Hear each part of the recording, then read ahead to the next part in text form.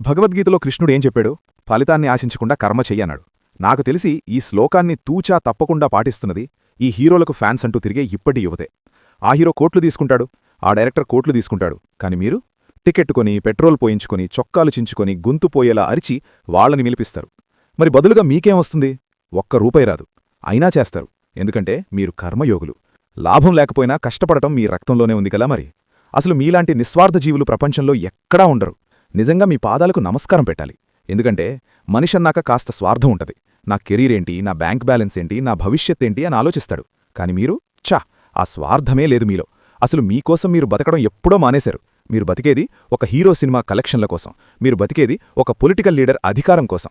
ఒక hero cinema flop అయితే అన్నం మానేసి మరీ ఏడుస్తారు చూశారు. ఆ ప్రేమ మిమ్మల్ని కన్న తల్లిదండ్రుల మీద కూడా ఉండదేమో.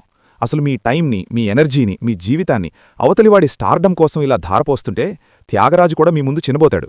మీ ఇంట్లో వాళ్ళు అప్పుడప్పుడు అడుగుతుంటారు, ఒరేయ్, ఆ హీరో కోసం తిరగకుండా ఆ టైమేదో ఏదన్నా స్కిల్ నేర్చుకోవచ్చు గదా, 4 రాళ్లు వెనకేసుకోవచ్చు గదా అని. కాని వాళ్లకేం తెలిసి మీ గొప్పతనం? డబ్బు సంపాదించడం ముఖ్యం కాదు, మా అన్న కటౌట్ హైటు పెంచడం ముఖ్యం అని. మీ జోబులో చిల్లి గవ్వలేకపోయినా పర్లేదు, కాని మీ ఫేవరెట్ హీరో మాత్రం ప్రైవేట్ జెట్లో తిరగాలి. దీన్నే గదా అన్కండిషనల్ లవ్ అంటారు. మీరు గ్రేట్ బాస్. అసలు మీ సొంత ఐడెంటిటీ అనే దాన్ని పూర్తిగా చంపేసుకుని నేను ఫలానా హీరో యొక్క ఫ్యాన్స్ అనే గొర్రెల మందులో ఒకణ్ణి అని ఒక గుంపులో కలిసిపోవడం ఎంత గొప్ప విషయం కదా. ఇప్పుడు యాక్చువల్ పాయింట్లోకొద్దాం. ఒక మనిషి ఇంకో మనిషికి ఎప్పుడు చేయకొడతాడో తెలుసా? ఎప్పుడైతే నా వల్ల కాదు, నేను గెలవలేను, నా బతుకింతే అని డిసైడ్ అయిపోతాడో అప్పుడు తన ఆశల్ని, ఆశయాల్ని తీసుకెళ్లి ఒక హీరో భుజాల మీద పెడతాడు. దీన్నే వికేరియస్ లివింగ్ అంటారు. అంటే అద్దెబతుకు. వాడు తింటే నీ కడుపు నిండినట్టు ఫీలవడం, వాడు కొడితే నువ్వు గెలిచినట్టు ఫీలవడం. మీకసలు సిగ్గనేదేమైనా ఉందా? మీకు నిజం చెప్పనా? నీకు సినిమా అంటే ఇష్టము కాదు, నీకా హీరో అంటే ప్రేమ కాదు, నీకు కావాల్సింది పవర్. నీ నిజ జీవితంలో నీకసలు పవరే లేదు. ఆఫీసులో బాస్ తిడతాడు, ఇంట్లో పెళ్ళాం తిడతది, నాన్న తిడతాడు, సమాజంలో ఎవ్వడూ నిన్ను పట్టించుకోడు. You feel powerless.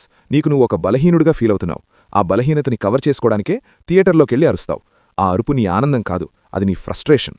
ఆ హీరో 10 మందిని కొడుతుంటే నీ లోపలున్న పిరికివాడు తృప్తిపడతాడు, అబ్బా, నేను చేయలేంది మా అన్న చేస్తున్నాడు అని. దీన్నే సైకాలజీలో ప్రొజెక్షన్ అంటారు.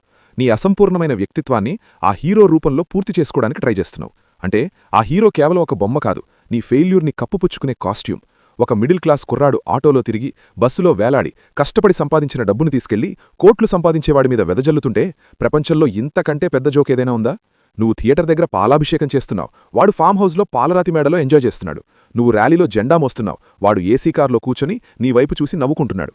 వాడికి నువ్వు మనిషివి కాదు, నువ్వు కేవలం ఒక ఓటు లేదా ఒక టికెట్ అంతే. అంటే వాడికి నువ్వు ఒక వస్తువు మాత్రమే.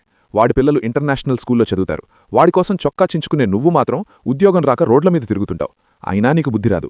మా హీరో, మా అన్నా నరుస్తావు. నిస్వార్థం వేరు, మూర్ఖత్వం వేరు.